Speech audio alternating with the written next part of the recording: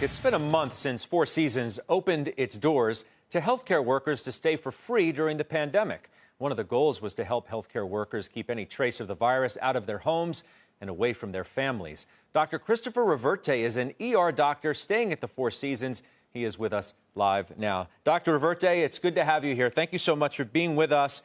Can you tell us how this has been going for you?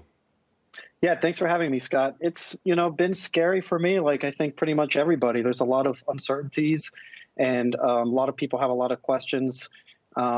It's been very challenging for me as I just had a newborn daughter, and to have to come back to work when there's infectious disease that could be putting myself and my family in danger. It's been a lot of emotions. But I've had a lot of support and help from my family and the community.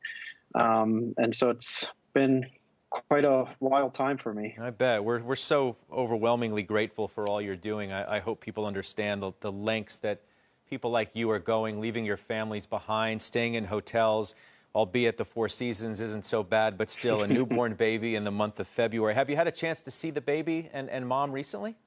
Yeah, so we delivered kind of right before everything started going on to kind of lockdown and quarantine.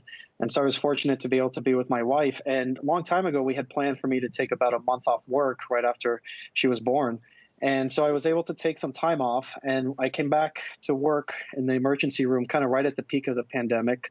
So that's right when I came to the Four Seasons. And after that, I stayed away completely for about 3.5 weeks to not put them at risk. And as of lately, I've been trying to kind of slowly reintegrate on my days off with, using protocols like masking and keeping my distance. So I've been able to see them a little bit recently, which has been great. Yeah, she's just beautiful. We're looking at pictures, in fact, a beautiful one right now. Congratulations to you guys. How long do you think you'll stay in the hotel?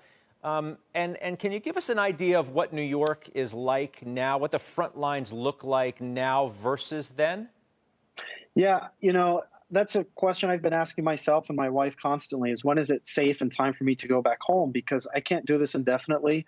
And as my daughter grows, I want to be there to help out and be by her side and help my wife. And I love and miss my family.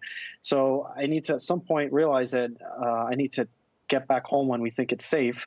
My daughter had her first vaccines a few weeks ago, and that gives me a little more comfort. And as she's getting older now and her immune system gets a little stronger, that makes me feel a little more comfortable going home. And I'm set up to be here for several more weeks. And I think once my engagement here is done, that might be a good transition point and I can mentally and physically prepare to get back home. In terms of what things are like on the front line, as you can imagine, it was really bad late March, early April. It was just overwhelming. But things fortunately have slowed down in terms of my volume in the emergency room and the patients that we're seeing. Overall, New York, as you know, the numbers are downtrending. So certainly the good news is that from an emergency room doctor's perspective, there's definitely downtrending and patients coming in with COVID. Yeah, we certainly wish you well, and congratulations again on that beautiful addition to your lovely family. Thank you, Scott.